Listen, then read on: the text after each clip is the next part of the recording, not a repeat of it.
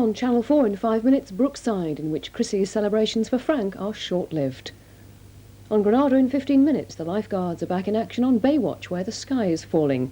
First, we have the news from ITN now with Sue Carpenter.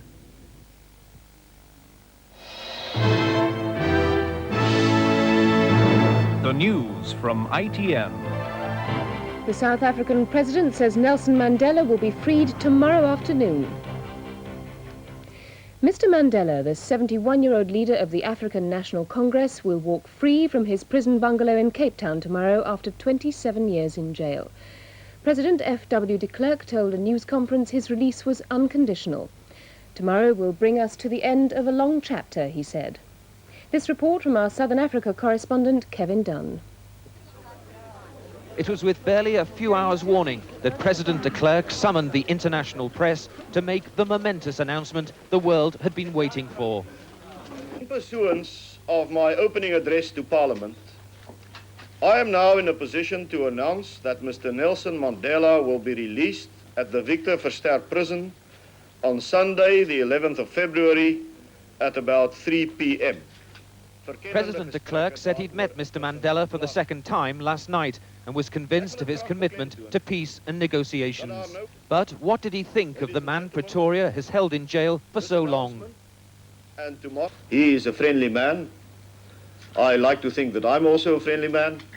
And yes, the discussions really took place in good spirit. The far-right Conservatives immediately condemned the move. I think Mr. Mandela is governing the country. That's what he's doing. What he wants goes.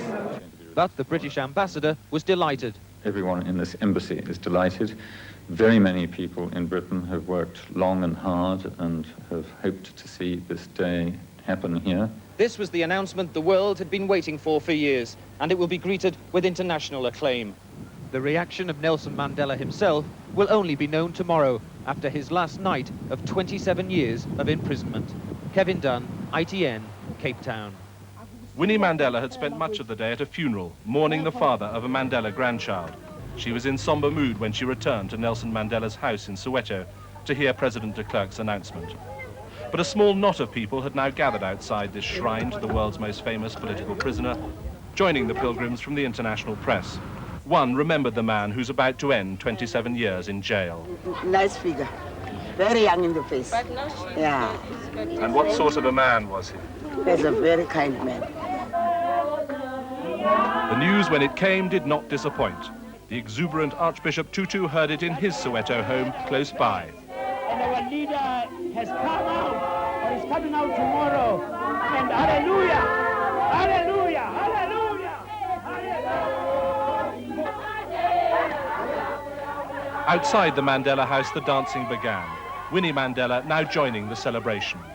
I feel very happy, and we feel that it's going to be peaceful here.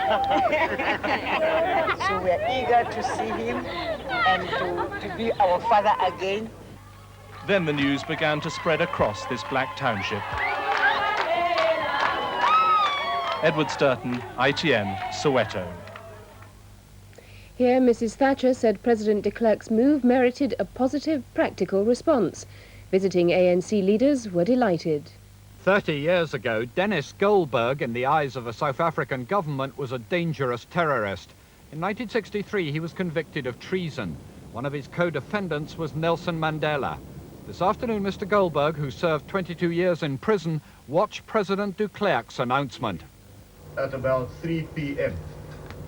I salute Mandela. I met with Mr. Mandela in Cape Incredible. My comrade Nelson Mandela has come to symbolize all political prisoners, has come to symbolize endurance and fortitude. In Torquay, Sir Geoffrey Howe expressed the government's pleasure. We admire, do we not, the courage of President de Klerk and warmly welcome that decision and wish him and all his people well in the years that lie ahead. And in London, members of a Nelson Mandela International Reception Committee heard the news from South Africa and then celebrated. And that's the main story today. ITN will have live coverage of Nelson Mandela's release at lunchtime tomorrow. We're back tonight at 10:05 with a full roundup of today's news. Join us then.